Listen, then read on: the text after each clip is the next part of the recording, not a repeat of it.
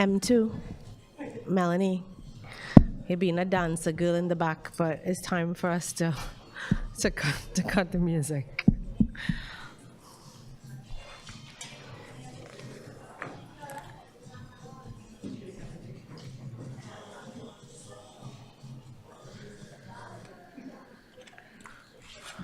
Good morning.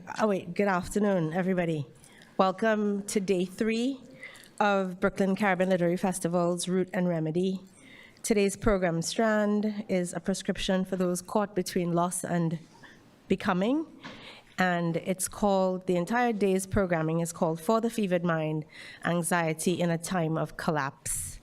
And I don't know about any of you, but that's the way that I feel almost every single day for the last few months, and we hope that these stories and the entire lineup of today's programs, which consists of 4 events, 3 short films, courtesy our partnership with the Caribbean Film Festival, we hope that those speak to you and bring you some sort of relief or hope as we navigate outside of the 2025 BCLF. This is the apex of all that we do all year long.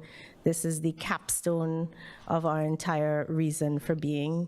And we're really grateful that you're here with us, and we hope that you'll remain with us for the rest of the day. Before we begin, I really would like to say a special note of thanks. Like behind all of this, there's an entire beehive taking place in the inner sanctums of the Center for Fiction, and Melanie McNair, the Senior Director of Public Programming, has been our #1 advocate and champion, and that's the reason why we're able to return here. And in addition to being given this beautiful space that Caribbean Stories deserves, they also let us into what I call their very hallowed spaces and their other floors that the BCLF is invading. And I would like to give a shout out and a word of thanks to the people who make that happen. Miss Jean is in the green room where the authors are fed and nourished and they relax. And, you know, it's easy to become the face of an enterprise like this, and everyone sort of associates it with you or another person. But there's so many people, more than Melanie, M2, and I, who are making this happen. So Miss Jean, I know that you can't see us, but could we all just like give a little clap for Miss Jean?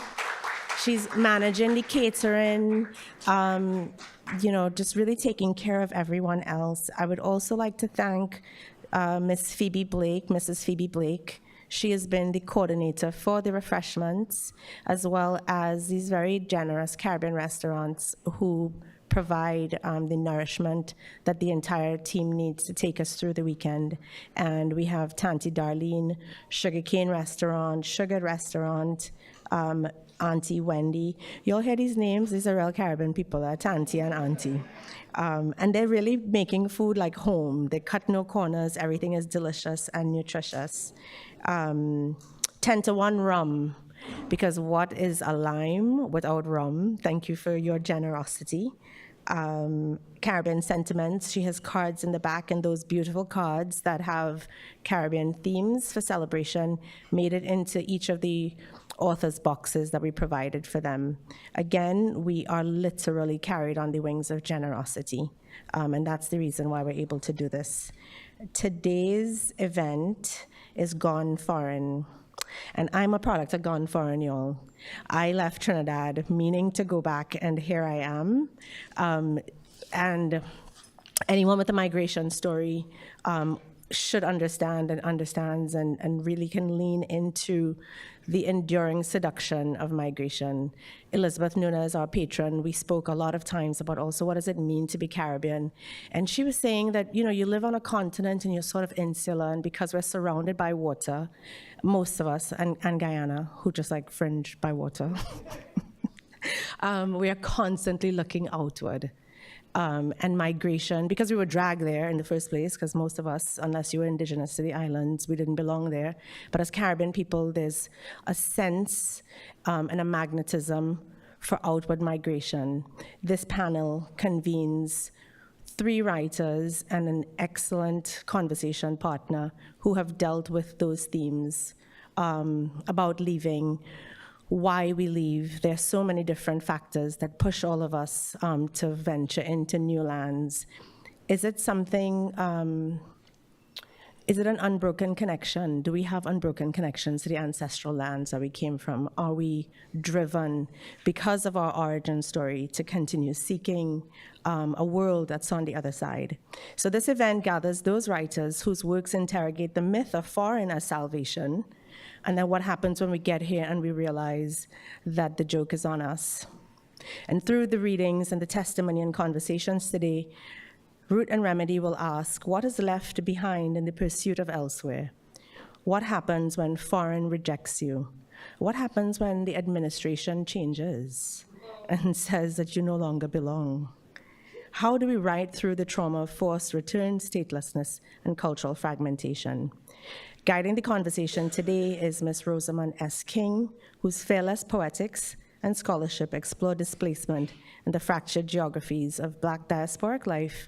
And we hope that, and we know that she will bring a deep resonance to this urgent dialogue. Today, as we launch into the rest of the program, I would like you to consider this space as a space for reckoning and remembrance, and for stories of dreams deferred, borders breached, and the resilience of those who cross and return. And while our panelists make our way to the stage, can we welcome them? Ryan Bechu. Ryan looking all spiffy in his suit. Ryan is a hotshot journalist in Trinidad, you know. We have Justin Haynes. Y'all need to follow Justin on Instagram. So we talk about bios, but I feel like you really need to learn about people. Justin is the funniest. I had no idea you were so hilarious. So please find them all on their social media, if they have a social media. And Andy Davis, whose cover actually inspired our artwork for this, for today's panel. And they're just going to take it from here and blow your minds. Thank you. I hope you stay with us for the rest of the day. Please stay with us for the rest of the day. And I'll see you all later. Thank you so much. Thank you all for coming. And I do suggest that you stay for the whole day because yesterday, there were often little kind of treats for people in between the sessions. So there's treats for you to see in the films, and there's treats for you to have out there as well. Welcome to all of our writers, and congratulations on all of your books. Kind of in lieu of a traditional introduction from me, I would love for each of you to introduce yourselves by saying your name, the name of your book, and then telling us, when did you start to write? And when did you start to feel that you were a writer? Because those are not necessarily the same time. By the way, I'm going to ask a couple of questions, and then since most of you probably haven't read all 3 books, you may have read one, I'm going to ask them to share about 5 minutes to give you a little teaser, so you'll want to go and buy the books after. Then we'll have some more conversation amongst ourselves, and then I'll open it up to some questions from the audience, yeah? So, anybody would like to start? Okay, everyone's looking at me. Hi, everyone. It's such a pleasure to be here. And let me just say, by way of introduction, that this year more than ever, gatherings like this are downright medicinal. So I really thank BCLF for having us, and just to say that these kinds of gatherings are absolutely necessary and really an act of survival and resistance. Thank you about that. On the question of when I first started to write, I think I've always written. You know, I mean, a lot of writers are introverts and observers, and I think that certainly applied to me. I was the kid who was always hiding under the table when the adults were talking, and eavesdropping, gathering intel. But when I started to feel like a writer, I think, was when I realized that the words had an impact on people, that there was an effect to the way that I would put words together, or could put words together. And I think from there was a leap of several hurdles to actually being a novelist, or feeling like a novelist, or a legitimate writer. But that idea that words had that kind of power, I think, was what allowed me to tap into it. Okay, amazing. I'm Justin Haynes. This is Ibis, my little book. So how did I get started in writing? But before I do that, I also would like to echo Andy's words of gratitude. such gratitude for Melanie and Marsha and their tiny but mighty crew, and the Center for Fiction, always lovely, gracious hosts. So I'm happy to be back with them. Am I doing something wrong? Oh, okay. And my writing story, I started a long time ago. I started maybe 25 years ago. I know what you're saying, when you were 5, right? But I started like 25 years ago, and then I did a really terrible thing. So I'll be a cautionary tale. I went to graduate school for about 5 years and lost the ability, lost the interest, took a job, academic job, and then slowly it started to kind of pull back at me and tell me, you're in the wrong place, you're doing the wrong thing, you shouldn't be writing academic papers, and I started to get back into fiction. So, yeah. Nice. So I'm Ryan Bechu. This is my debut novel, An Unending Search. I started writing this in 2009, somewhere around March 2009. To your question, I found your question quite intriguing, actually, because I still don't feel like a writer. Maybe it's because I read giants like Steinbeck and Naipaul and C.L.R. James. When you read those guys, you sort of feel inferior to them. And so I've never really, I'm here, but I still don't feel like a writer. But in fact, 5 years after I started writing the first draft of this novel, I scrapped it. When I was finished with the first draft and I started rereading it, I said, this is really terrible writing. You know, it didn't sound like the Naipaul I was reading. It didn't sound like, so I scrapped it and then I restarted the entire book. So, I started in 2009. It took roughly 15 years to get to hard copy. But I don't know that I still consider myself this writer that you speak of. I think this was for fun. Maybe at the end of this hour and 15 minutes, we'll work on you. Thank you. I want to build on the theme, right? Gone Foreign, and thinking about either your life or the books, because the relationship to immigration is very different in the 3 novels, right? In one of the novels, there's an aspiration for leaving, right? And considering, where will I go? And so on for Ryan, for your book. And then there's a returnee, right? And this notion of return that doesn't necessarily go as planned. And then there's a question of really more of a refugee situation, right? Yeah. And more contemporary in that sense. So I would love for you to talk a little bit about, and of course, desire, departure, and the danger of return. So any aspect of that in relationship, again, either to your novels or to your own life. So Andy, I don't want you to feel like we're all looking at you again. So I can go first if you like. Please go first. So it was very much a conscious effort for me to talk about migration stories and Caribbean migration stories. My mind doesn't work the way that I would like, so it's always kind of askew, the way that I looked at it. So the first migration story in the book is actually fishermen who were kidnapped. And I know people don't really think of that as kind of a migration story, sort of that forced migration. They don't think of it in that way, that you're taken from one country, at least not from that perspective. Usually, it's more gendered, it's, younger people. So it was something that I was very cognizant of when I was telling the story.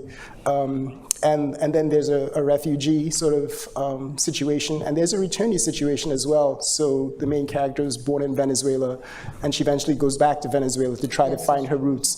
So I at all times, was very conscious of sort of moving throughout the Americas, and whether people are doing it by force or, under their own volition. Okay. Thank you. I can jump in because the entire setting of this novel is migratory. The protagonist in the book, that's his entire will. That's his goal. And I'm so glad that Justin brought it in the way that he brought it, because sometimes it's not out of a desire for one to move. Sometimes it's forced. And in the context of this novel, it's an elder who is inspiring and nurturing these feelings out of a rural community in Trinidad for the protagonist to move abroad, to find greater opportunities, to get away from the racism and classism of Trinidad in the late 1970s. And so, I do want to add very early in our conversation that the meaning of migration, not only as it pertains to literature, but also in the reality of our everyday lives, has taken on greater definitions now than before. So you've got climate migration, if you're talking about those places and communities where climate change is affecting. But then, when I was thinking about it this morning, we talk a lot about migration and nationalism across the Americas, across Europe, and everything that's challenging with migration these days. But also, I feel like we failed to also say in the same conversation that, Rosamond, that we live in an international world. Traveling now is more easier than it was last week or last year. And so what we have is, we have this young generation of people who can easily access traveling to any part of the world via a visa or a passport. And so their eyes now are opening up to different parts of the world, and it's easier to live in different parts of the world and work in different parts of the world now. And so I feel like this topic of migration and leaving really now needs to broaden, and it's not just about running away from the Caribbean, looking for different opportunities, running away from racism. No, I think it's a lot deeper than that these days. Mm-hmm. Well, my character is running away, very much so, but she's actually running away from the United States. She migrated here as a young girl. Her mother's decision, as it often is when we talk about Caribbean migration, is really to go not only towards what she imagines to be a better life, but also away from the deficiencies that she felt that sort of defined her existence back in Barbados. Also suffused with a fair amount of shame in her case. And so 20 years later, when the protagonist of this novel decides to go back home, for her it's really the first time that she's able to exercise any agency, the question of migration. And she goes back home as she sees Barbados in this case as I know we're full of Trinis here, but Barbados represented. She sees Barbados as a refuge from all of the ways in which she is feeling commodified and objectified and unseen in this environment. But very much to your point, Ryan, she goes back home with ideas of what home should be or would be to her, just as is often done in the opposite direction, only to find that it's not as she has expected. But that, of course, doesn't stop her from trying to shoehorn it into the vision that she's always had and is very invested in. And hijinks ensue. Messiness ensues. That's actually, I think, a great segue, what each of you have said, into a few minutes of reading. So maybe since you just spoke, if you don't mind starting this round, we won't make you start again. I'm happy to start. So my novel, Let Me Liberate You, is about an artist, the protagonist I just mentioned, who migrated from Barbados to Brooklyn as a young girl. And she's sort of an up-and-coming artist on the rise. And just as her star is starting to really, really rise for her, she feels a sense of alienation from the art world and returns to Barbados just seeking a sort of groundedness and a sense of purpose and direction and fullness that she imagined she would find there that doesn't exist here for her. And when she arrives home, searching, and having this sort of existential crisis, through a series of poorly thought through decisions, she ends up setting off a workers' revolt that plunges the entire island into chaos, and messiness ensues. So I'm going to read a few excerpts from the first chapter that give you a sense of her state of mind as she is coming around to this decision.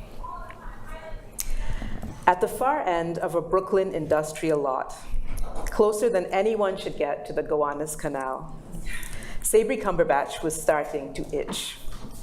Here she was, trapped with 3 other artists and a New York Times reporter in a shipping container turned speakeasy, dreading the moment when it would be her turn to speak. The leather pants she had foolishly put on for the first time that morning were already stuck to the grime on the bar's couch, which meant she could not move without either ripping the upholstery or adding a sound effect to the interview going on beside her. The guy being interviewed at the moment, a graffiti artist from Nepal who had not paused for breath in a good 5 minutes, was claiming with a straight face to be related to the Dalai Lama. Sabri reached for her drink, a cranberry seltzer. The paper's photographer swooped in to capture the act. She waited until he had finished snapping to glance at the others, putting faces to names that, like hers, had been darting around like fireflies for the past few art seasons. An African-American sculptor who spoke not in sentences, but in chips of stone to be swept into a pile and decoded. A Mexican-Korean collagist who worked in found objects, had been raised in Provo, but spoke fluent Bushwick. The reporter wanted each of them to reveal something personal for the fans. At first, Sabri thought that the reporter might be a fan herself from the way she leaned in. But then she noticed how the reporter nodded hard and narrowed her eyes before someone could finish a point, how she continually flicked her hair even when it wasn't in her face. The reporter was saving Sabri for last. Something personal. Okay, what if she said, Jean-Michel Basquiat is not me, and I am not him. And you're sure about this? Yeah, he was a painter, I'm a photographer. A painterly photographer, that's the key. The work is different. His colors and figures are all jumbled up like a riot. Have you seen the stuff I do? Look at the pieces in this bar, gray and streaky, almost sliding off the walls. He's fighting, I'm running away. Ah, yes, let's talk about your anger, another commonality. Anger? Well, your hair. Well, Basquiat had thick, big locks, and I'm bald, an act of resistance, a post-feminist move, male hegemony. It's alopecia. A bold choice. Stuck to a couch, unable to scratch her knees, Sabri could hear her mother know. Fix your face. Stop this nonsense before you bite the hand that's feeding you. Also, flattery leads to flatulence. Flattery leads to flatulence. Yet here she was, all of 29, unable to lift a leg from a decrepit couch. Who wouldn't come running when the New York Times called? It was an upgrade from the kinds of headlines she usually got. Headlines that were actual lines about her head, complete with photos of her bare scalp and brow. Her complexion got a midnight or a cocoa, sometimes even a midnight cocoa, as if cocoa looked different midnight from midday. Designers she had heard of were sending leather pants to her agent's office. Invitations were pouring in from strangers who later claimed she showed up whether or not she did. She was becoming someone whom certain New Yorkers staked their credibility on pretending to ignore. The posts, the pants, the invitations had been as jarring as sunlight to a mole. The first time someone had called her the Basquiat of her generation, the comparison had confused her. For one thing, as far as she could tell, Basquiat had come up from the underground, desperate for the world to know him, whereas she had hidden herself down in a dark room, desperate for the world to forget her. At school, the darkest place she could find to hide had been the dark room in the basement. If the basement had had a coal mine under it, she would probably have become a coal miner instead. In those days, she had been prepared to do anything to get away from the other kids. Balding, she had quickly discovered, was the worst move one could make. The taunt stuck. Mange monkey, bald pigeon of Bed-Stuy. On the rare occasion she opened her mouth, someone was always there to mock her hot potato accent. Yet for all the years she'd spent hiding in dark rooms, she had never learned the proper concentration for the developer or how much to dilute the fixer. She still could barely tell them apart. The comparison to Basquiat was as embarrassing as it was ludicrous. It underscored her fraudulence. The only bigger frauds were the people who kept insisting on her genius. Most of the people name-dropping Basquiat couldn't name a single piece of his work. What they liked was his name, the weight of it on their tongue. But that was New York. Shit, that was America. Did people realize she hadn't just sprung from the concrete? She'd come from somewhere. She had a trail, roots beyond Brooklyn. Roots that busted through brick and glass, through the darkroom floor, through the mud underneath it, that shot off tunneling through the earth, through the sea, all the way to the place where her father had snatched the hairs from her head, one by one, and dragged them with him into a grave. Barbados. Lately, she'd been thinking about it more and more, as if the harder the city tried to gas her up with hot air, the harder those Bajan roots were working to hold her down. Solid Barbados, grounded, unpuffed, no nonsense. Suppose she'd stayed. She'd probably be better now, grounded, unpuffed. She couldn't have bobbed along as she was doing here in New York. In Barbados, she'd have to be real, a real something, instead of a fraud, a blimp, filling up on New York hot air. She peeled up from the couch, her bottom ripping off a patch of the chintz. I have to go, sorry. Go, but we haven't. It's all right, said the photographer. We have a lot of her we can use. She scrambled for the door, stumbling over the other's feet. The moment she was back outside, lo and behold, the pants started to behave. Even the chintz detached itself and blew away. Sabri stood in the alley with her coat open to the cold, staring into the peat sky that felt 6 inches from her face, letting the Gowanus Canal winds wash over her.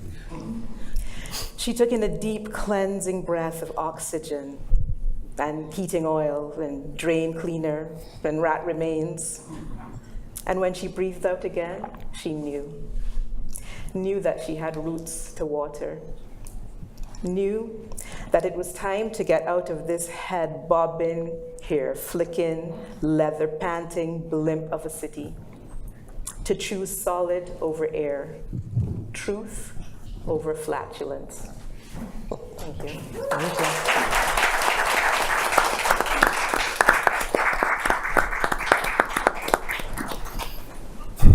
Right? Yeah, sure.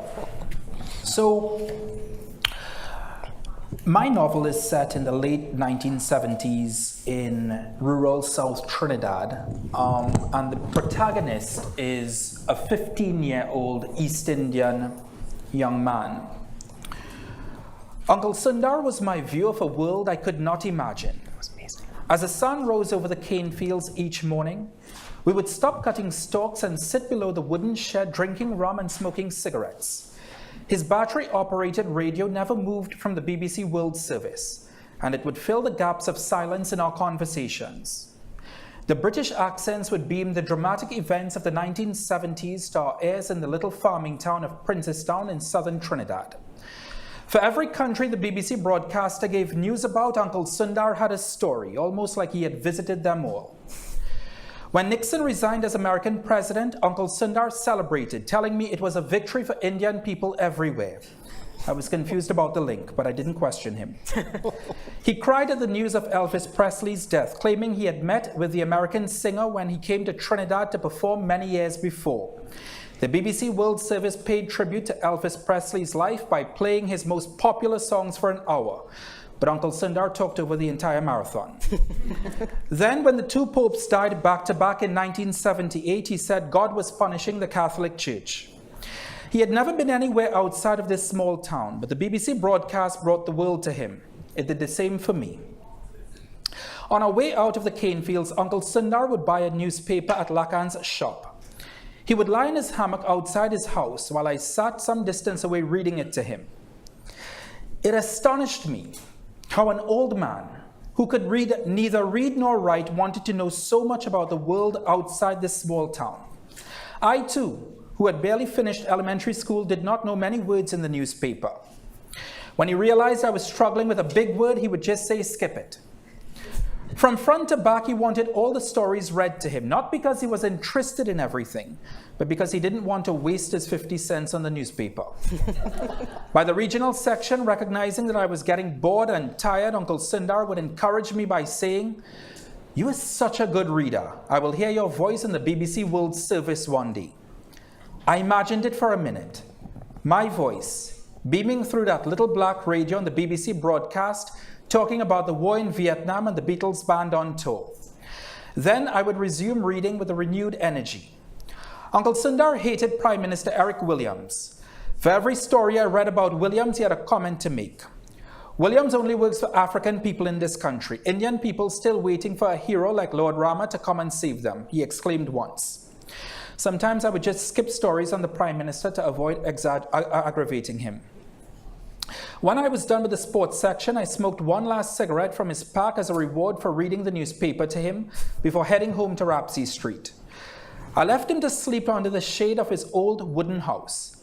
Sometimes he would fall asleep while I smoked my last cigarette, and I would try to make sense of the man he was. I had been cutting cane with him for 5 years, and sadness seemed to hover over him wherever he went. People said his wife left him for a man in San Fernando many years before. That could explain the emptiness he exuded.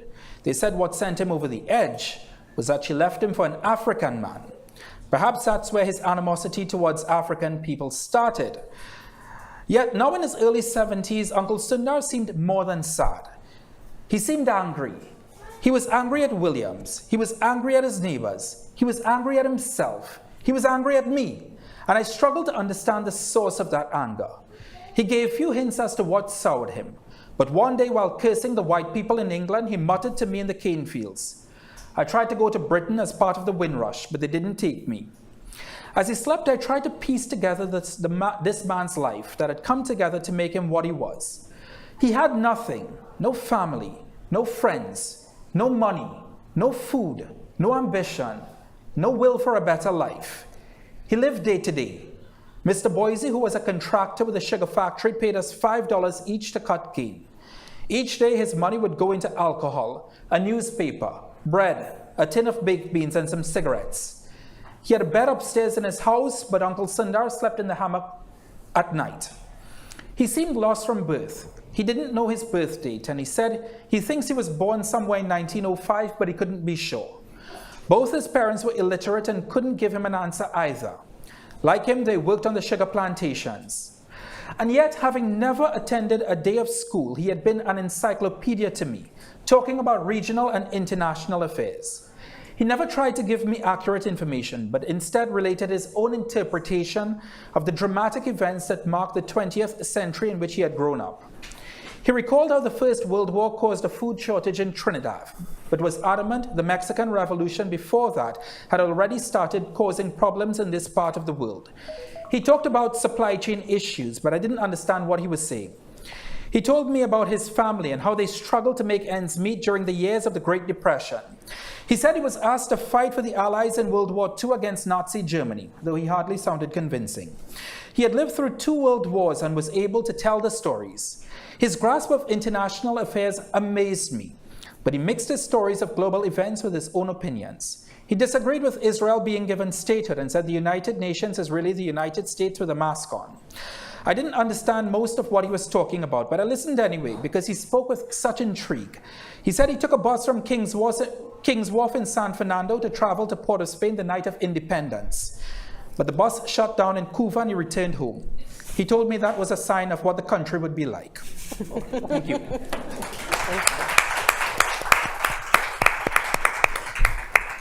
Okay, I know what you're thinking. Why did you dress like the cover of your book? And the answer was it was completely accidental. These things were clean. So my book is about a young refugee from Venezuela. Her name is Milagro. She's 10 at the start of the book. And she and her mom came across as refugees, and they got separated. As a child and as an adult, she tries to go back to Venezuela to find her. We'll meet. She's in this fishing village at the start, and the fishing village is full of men who just, their entire life is picong and fatigue and giving each other a hard time. So you'll hear some of that. Yeah, so let's go. When everyone saw the scarlet ibis perched atop the once notorious house of ill repute near the edge of the village, there was a collective shiver, although no one would admit it. At first, no one thought anything of the roosting bird. The village was a mile from a tributary that spat river water out into the sea where a mangrove blossomed and where 50 or 60 ibises nested and fed. This ibis had just lost its way, we figured. But the ibis stood on the house where Catherine the Great Disemboweler had once ruined the village's reputation through wooing, then tearing men asunder, and so this ibis unsettled us. It suggested a gravestone marking a glum future. It tightened anuses. And so ibis rumors nestled. Bacchanal, said Hospitalis. Commerce, said Mickey. Maljo, said the glasses and goateed UE graduate, aka Royston Burns. A fourth member of our crew of wet sponges said that the bird had been sent to distract from the news of the day. 3 village fishermen still missing, held in Venezuela for ransom for a week now. 2 newspaper reporters arrived on the 3rd day of the fishermen's disappearance, having caught the scent of the story and showing up to poke villagers in the nose hole with their elongated microphones. We said little. But the next day, the rest of the island learned all about it. Extra, extra, the Daily Gazette shouted. Another international Venezuelan incident. Geez and ages, said Hospitalis. Out in the capital, the Minister of National Security shook a finger in the media. Be careful where you fishermen cast your lines. But we villagers continued to cast a gimlet eye on the ibis. Bad omen, we finally said. More like a harbinger, said the glasses and goateed UWI graduate. We cut-eyed him. Wind ruffled ibis feathers. The day before the ibis arrived, there was some bad news delivered forthwith when the grandmother in Bombois, the village next over, met her end when the bus that she was traveling in smashed into a water truck moving in the opposite direction, the truck having hopped the highway median and plowed right into the granny holding bus. Then there was the rumored burgeoning Sukuya problem as well, and Mark II, the 13 going on 14-year-old village scam, said, "That is only Saga boy sucking up everybody neck at night, man." But the ibis was the worst signal. Opinions metronymed left and right. The ibis might have been a jumbie bird deployed to bring big bad village luck onto us. We hadn't experienced such sideways luck since the scandal with Catherine the Great Disemboweler, courting bad love a previous year with Magnus and Romulus Titus, Miss Titus's 2 returnee sons, and everyone was anxious to avoid a similar incident. The Gazette wouldn't print that kind of news, but the island grapevine was faster anyway, more deliberate, and clearer about this kind of Mako business. All of us borrowing our noses into each other's concern for cheap entertainment. We knew the reason for all of this, the residual effect of Catherine the Great Disemboweler, or worse, Catherine the Great Disemboweler's mother, Haney. The morning after the ibis appeared, the gazettes and radio said that the missing fishermen were up in the Venezuelan river where they were snatched. We already knew this. The fishing beds in the seas close to our village coastline were almost all fished out. Fishermen were encroaching on Venezuelan waters, needs must.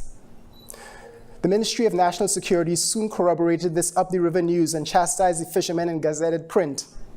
But the ransom that had been meant only for village cell phones and families of the fishermen soon leaked out onto larger social media sites. And soon the entire island knew the ransom demands, US $200,000 for each of the captured fishermen.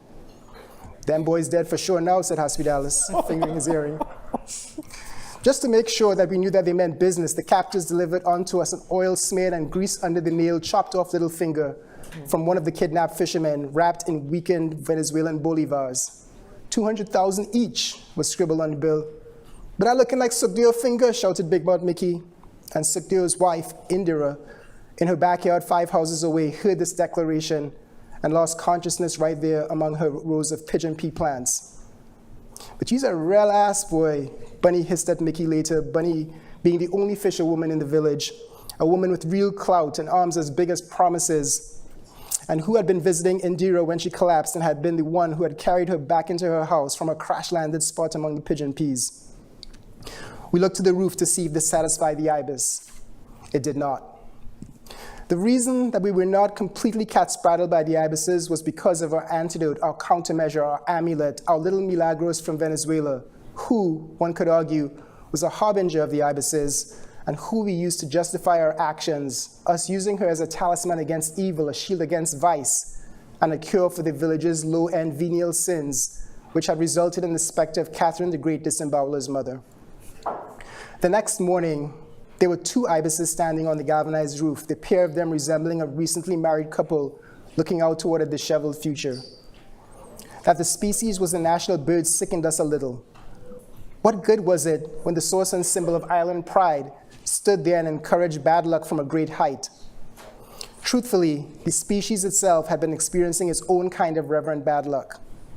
2 Chinese migrants were held in possession of a juvenile carcass of an ibis a month prior. The Chinese migrants pled guilty in high court, but their attorney mitigated on their behalf, asking that there would be no custodial sentence.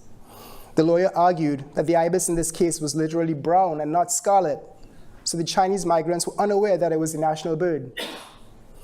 What do you think their plans was for that bird, Mark II asked? Cook and eat, said Hospitalis, or cook and serve. Chinese restaurants popping up everywhere on the island, and grocery beef, dear.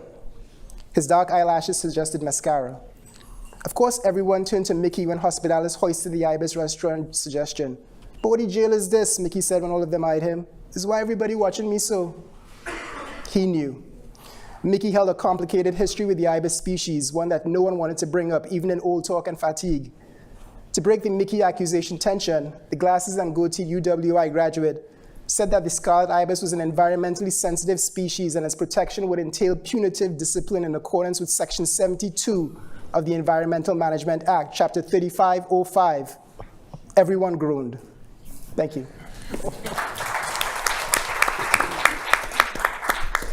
Great teasers, right? All from the beginning of the novel, so now we all want to know what happens next. Thank you all.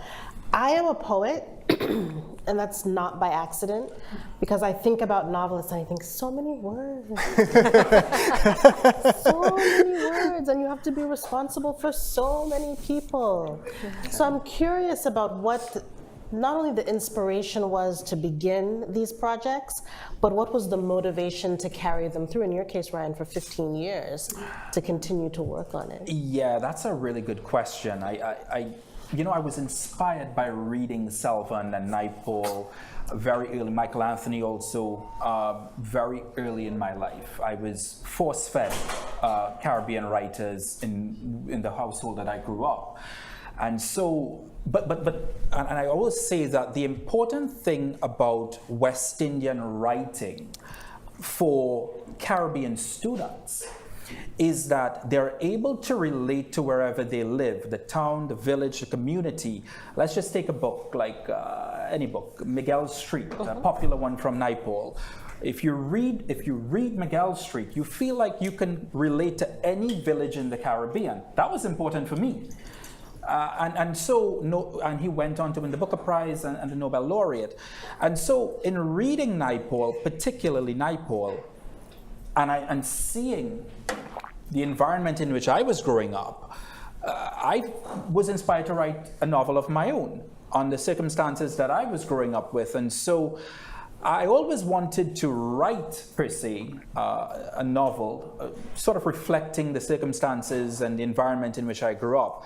Not so much publish it, but it got to that point. But that's essentially what inspired me. Great writers like C.L.R. James and Lloyd Best and Naipaul and Selvon. Excellent, and big up to your parents for encouraging reading. I can go next. Well, this particular novel was inspired by just my love for Barbados. I mean, in the book, it might not come across as love because I do a lot of skewering, and as I said, the island is plunged into chaos. At the instigation of this protagonist. But it was a way for me to look at the class and complexion and racial dynamics within Barbadian society, which are the case, I think, prevalent throughout the Caribbean. It's not just a Barbadian thing. And indeed, any post-colonial society that continues to labor under the vestiges of white supremacy, which is to say society, the world at large.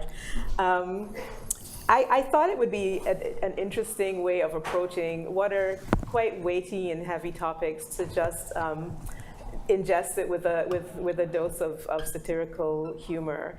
And I also thought it would be interesting to have a character who sort of stumbles into these deep crevices, these fault lines of social and ethnic tension. that people living in that society, people living in Barbados, sort of live with and know how to navigate around what to ignore, what to say, who to say it to. But this person sort of comes in and clumsily, stumbles into these things. And although she is under-reflective, not particularly introspective, doesn't have a lot of follow-through, she's not wrong. Right? The things that she sees are actually there. And so I thought that would be an interesting way to deal with it. So that was the inspiration. I don't think I started out with that degree of clarity, but that's sort of what emerged as the characters drew me along.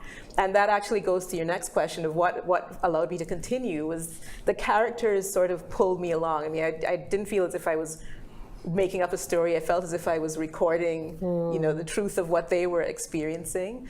And all that said, it did take me a very long time to write this very slim book. Sometimes it blows my mind when people read it in 2 days. Like, this took me years to write. But, on and off, I had periods of time where I wasn't working on it as diligently as I should. Writers always, say that you should write every day. And, there were days and years where I fell off, not gonna lie. But it haunts you, when there's a story. I'm sure this is the same for my fellow panelists.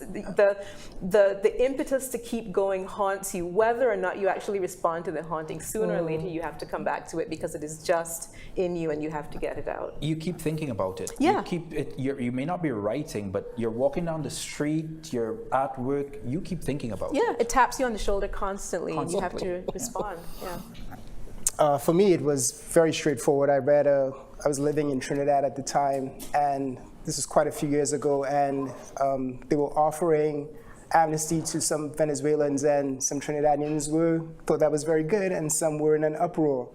But then I kept reading these stories about Venezuelan women, and the one that really caught my attention was one that there were about 25 or 30 of them between the ages of like 15 and maybe mid-30s, where they had been kept in a house and used, for sex work.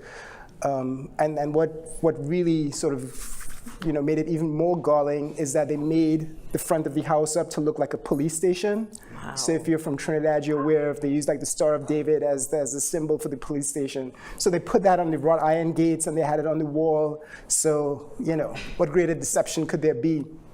For me to continue with it, it's such a dark story at times, is I had to try to find the humor in it.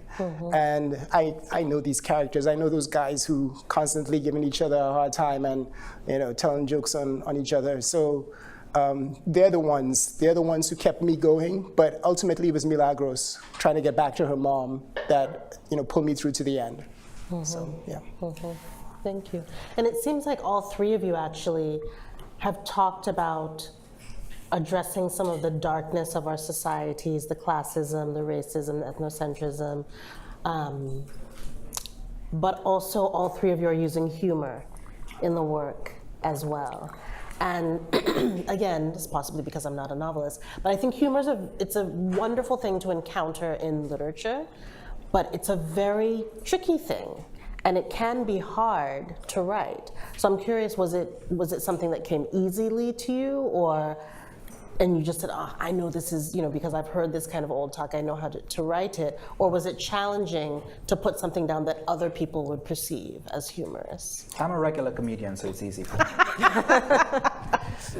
That's an interesting point, because when I wrote the first chapter, not even the first chapter, about 4 or 5 pages. And I know John Steinbeck says you don't revisit your work until you finish the entire manuscript, but I revisit.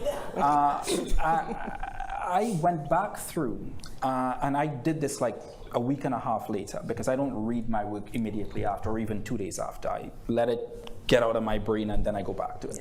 And you make a good point. Why humor? Why humor? Why humor? Why humor? In my case, when I revisited the original manuscript, it has to be two things. One, I wanted it to be early digestible, if that makes sense, for the reader. What's going to separate the reader from getting to the end of chapter 1 or putting it down for Ibis? And said, you know what, this doesn't make much sense. I'm going to read Ibis instead. And the second part of it is that I think humor really is essential to writing. And if you read Naipaul's books, he uses a lot of humor as well, because it's that thread, in my opinion, this is my opinion and I'm usually wrong, but it's that thread that really weaves the messages together. Because without the humor, you risk, and this was my fear, without the humor, you risked the reader falling into boredom. The book becomes, for them, something to put them to bed at night, as opposed to them actually, wanting to read the next chapter. In the case of Andy, people finishing a book in 2 days. Yeah. I would say that I really believe that humor is just part of how we operate as Caribbean people, and in all of our art, certainly whether that's music, literature, poetry. There's lots of. I mean, you're a poet. Your work is funny, right? There's humor that's shot through, and it's. You're right. It does have a palliative effect, and I also think it's part of our remedy. It's part of our survival mechanism. Laugh or not to cry. Right. Laughing not to cry, laughing as a form of defiance and resilience. Not that I thought about, that wasn't necessarily in my mind as I was writing these characters. I think for me, because you asked, how do you keep it, because it can be a tough road to hoe. What I didn't want to do was just blindly mock anyone, right? I don't think that being unkind or sort of supercilious is necessarily helpful, right? To building a rapport and allowing the reader to build a rapport with a character. So the humor for me came from just the absurdity of the circumstances that these characters found themselves in, and the ways in which they would respond. So unless a character makes an overt joke or intends to make a joke, I wasn't making fun of them. They took themselves seriously enough. They found themselves in unusual circumstances. They reacted in the best way they knew how. Sometimes that was funny, intentionally or otherwise, and sometimes it was more poignant. But staying true to the characters and trying to maintain that through line of just authenticity, and not trying to mold them to sort of have a moment or be funny. That was important to me. Like, who are these people really, three-dimensionally, whether they were, villains or appeared initially to be villains, or whether they seemed at first to be idiots. I really wanted everyone to have a full three-dimensional life, on the page. A lot harder for me, because I am not a natural comedian, and the thing is, humor is so subjective. So I would be reading things that I think are funny, and I'm hearing silence in the audience. And then I read something, I was like, that's not funny at all. And everyone's like, ha, ha, ha.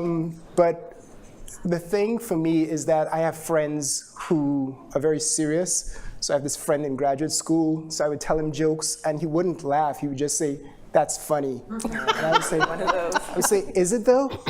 So for me, the comedy, the humor of it is not,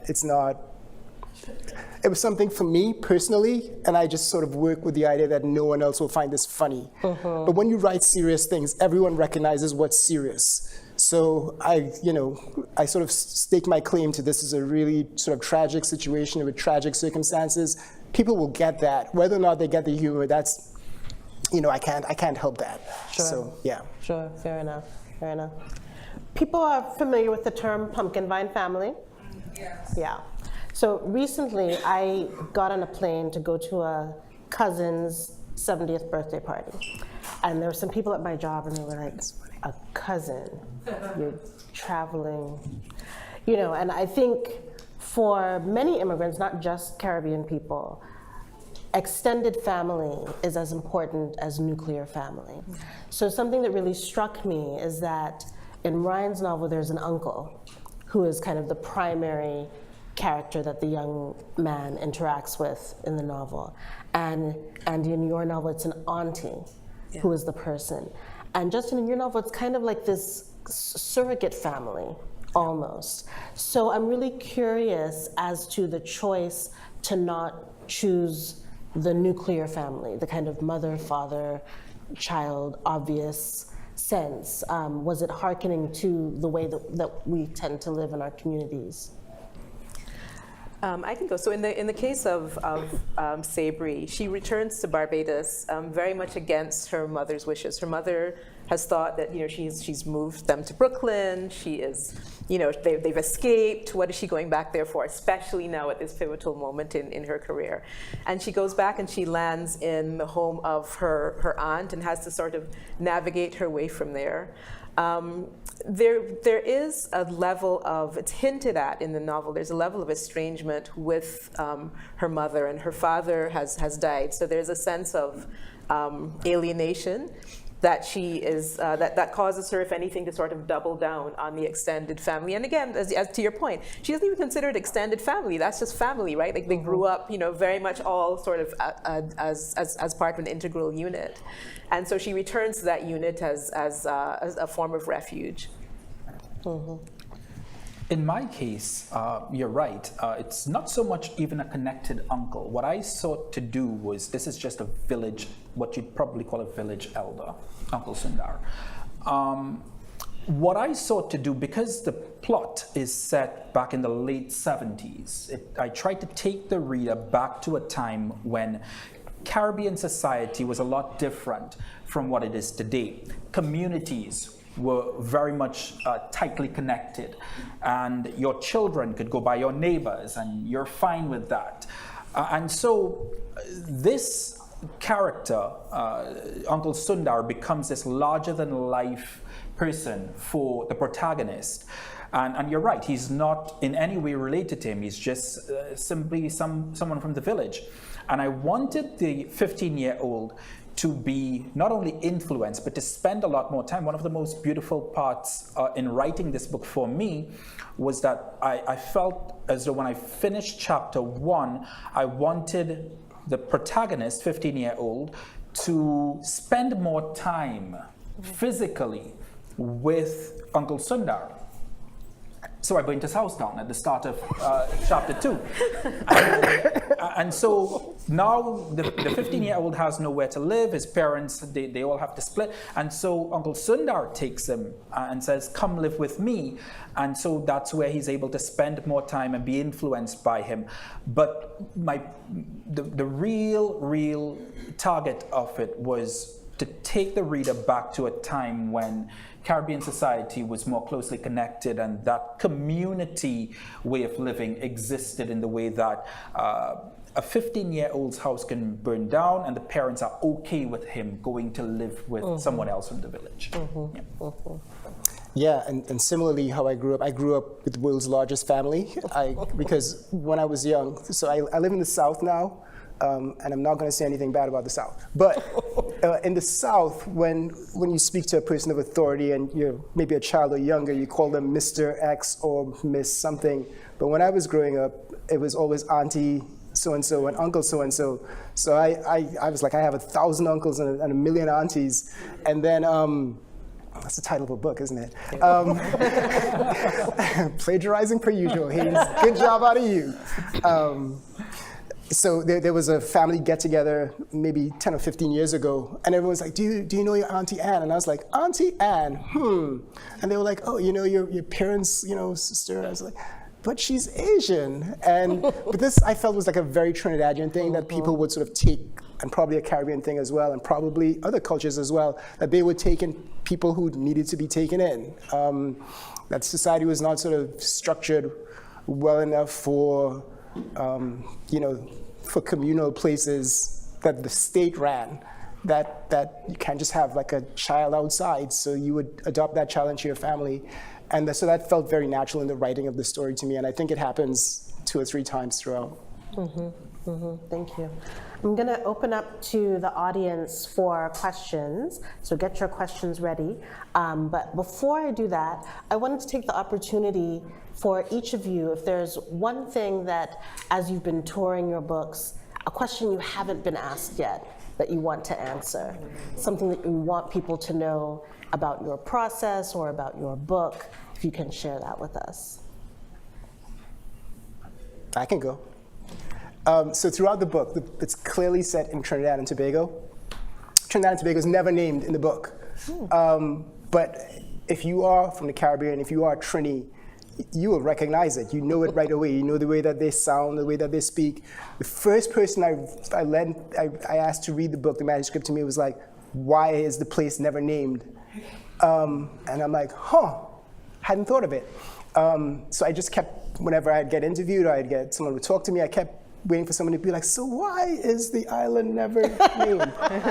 And it never came up, because if you're from the Caribbean, if you're Trini, if you're Bajan, you recognize it. You know these people. You know how they sound. So I was happy never to receive that question. But now you know. So don't ask. Fun fact about this novel: in the course of writing it, life started to imitate art. So there were many instances where something that I had written and sort of moved on from ended up happening in real life in Barbados, and so I would have to go back and change it in the book so that it didn't seem as if I was borrowing. So for example, there's a situation with the unions in Barbados, and in the book, the union leader, I just assigned a name.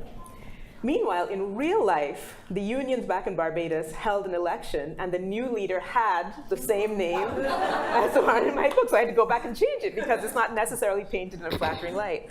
In a similar situation, there's a character in the book that sort of holds a secret, and I assigned this character a name.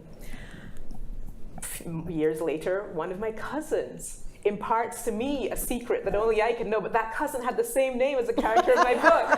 And it was a similar secret, so I had to go back and change the character's name.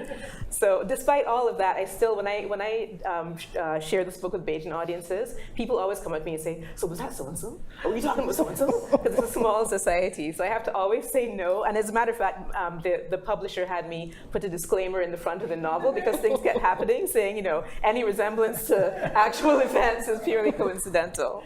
So Andy, if you could write in your current work that I win the Powerball for the $1 billion. Seriously? Oh my God, that happened so many times. I would say I would first use the opportunity to reinforce, and every opportunity I get, this is not an autobiography, has never been. People read the book and said, wow, is this your bio? No, it's not. It's not even close. But I would say that, and I'm sure it's the same for Justin and Andy, and many writers, but I think sometimes readers take for granted that writers, and it was the case with me, so I'm speaking from experience here. This is actually, I feel like I wrote 2 books. I wrote a first book, and then when I tell you a book, it was double the size, and it was really long, and then I read it through again, and I didn't like the language and the sentence construction. I was only 20, a little bit over 20, so I scrapped it and I re-engineered, and I'm sure it's the same with Justin and Andy as well, and many other writers.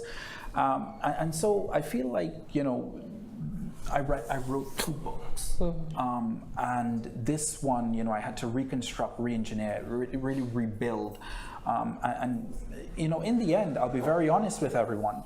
I was hoping by the time I started re-engineering the first book into this second draft, I was hoping that I would be able to take large chunks out of the first one and dump it into the second. But it came up to very, very little. Yeah, almost nothing. And I think that's, if nothing else, I grew an appreciation for what writers, authors have to go through to get from draft to publishing. So many words. So many words. Are there questions in the audience? So I see 3 hands, and what I'd like to do is take all 3, and then we can have them kind of have a conversation with the questions that are relevant. So first one here.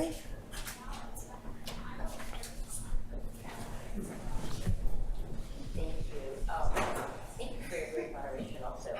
I have a question. Some of you mentioned audience, and I wonder if you could talk about how well your book is received in the Caribbean versus with Caribbean Americans versus others.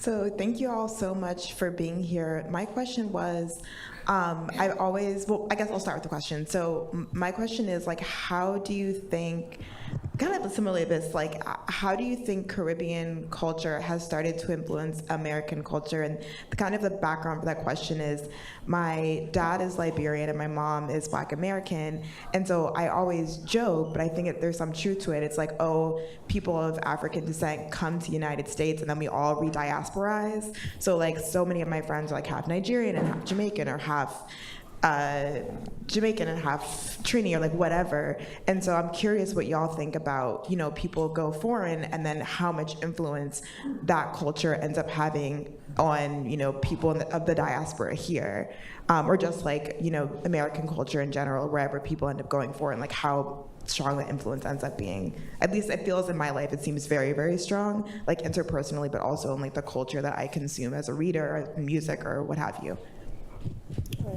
So we can start with those two, either talking about audience or about the influence of Caribbean culture on U.S. American. I can answer the second question first.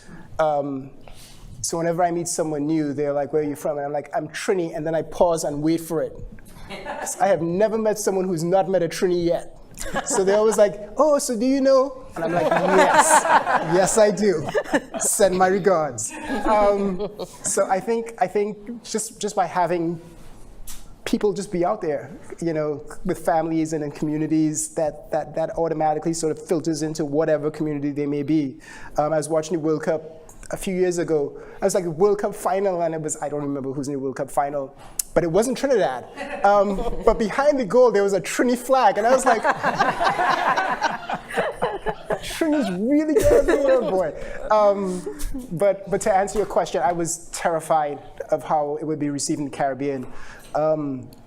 Because I wrote it for the Caribbean, and as Andy said, sometimes it may be unflattering the way that you describe or discuss some people, and I was terrified that people would say, you're just being mean-spirited there. You're not being, you're not treating people with respect. But thus far, people have sort of received it warmly. I don't know if I should tell this story. Tell it. When you start that way. Anyway, there's a very popular book that was not well received by a very popular sort of Caribbean, I want to say, critic. And the person was like, who was this book written for? This book was not written for me. Who was this book written for? And for me, that would be the worst thing that I could ever hear someone from the Caribbean say, is like, who was this book written for? This book is not for me. So I am grateful that thus far, no one, if you've read the book, please don't tell me it's not for you. but those are, yeah. That's my answer. When we were about to launch this book in January 18th, we launched. I told my team, I said, let's not print too many. It's already very expensive for the launch. Let's not print too many. So I thought, and I was telling them backstage that I thought we would, some friends and family would buy to support Ryan, and that would be 25 copies. But I've just been really heartened by the support that I've gotten back home. And also here, because I wrote to Marsha and, I said, I'm very interested in, doing this Brooklyn Caribbean Literary Festival.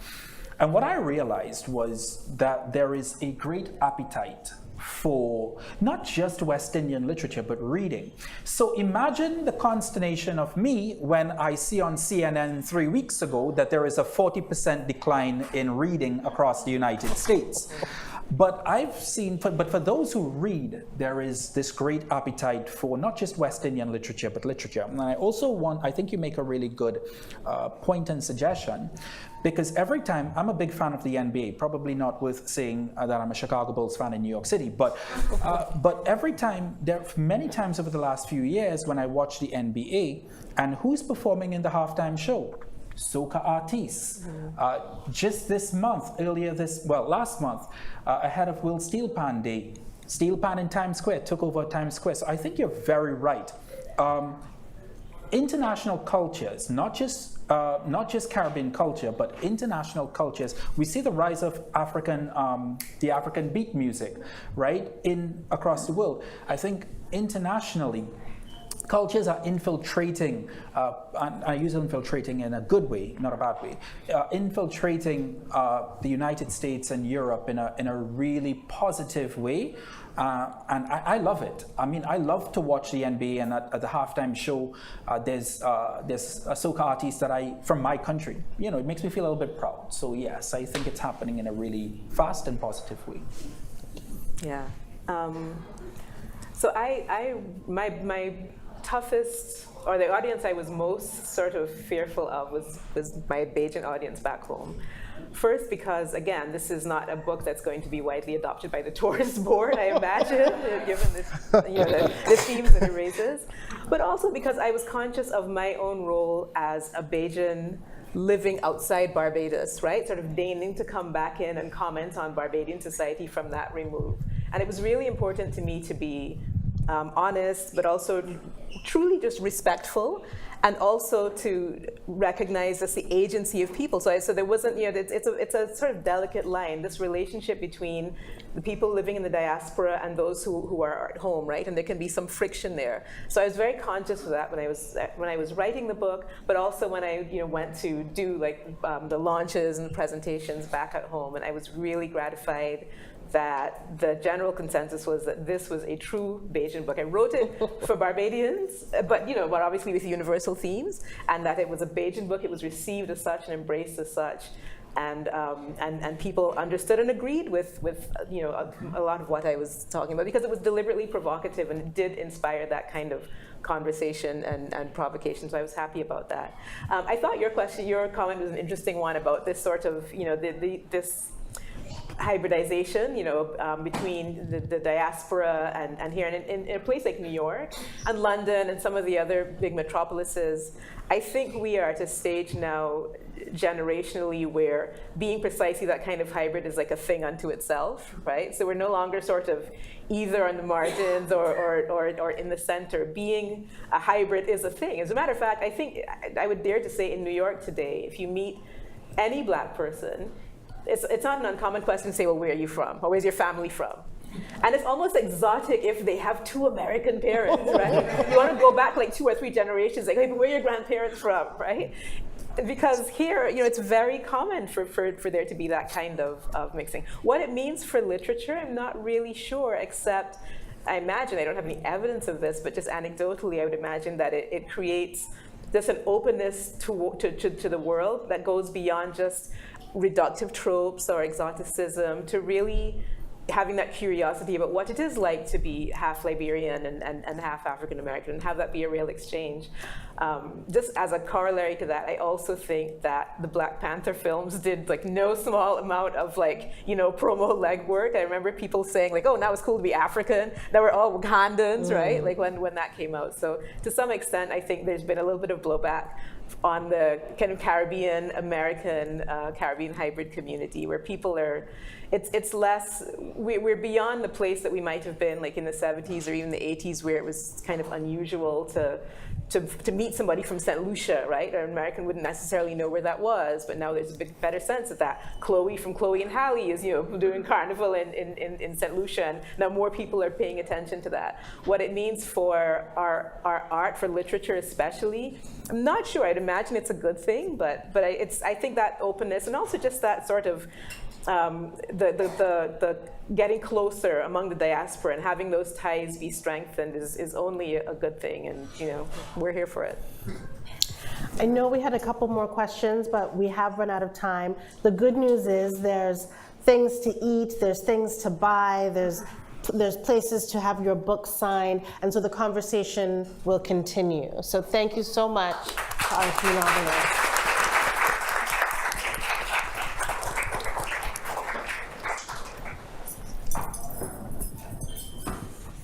Thank you for that filling conversation and just the most brilliant kickoff for our day 3. Guess what, y'all? We have a short film that's called Going Foreign.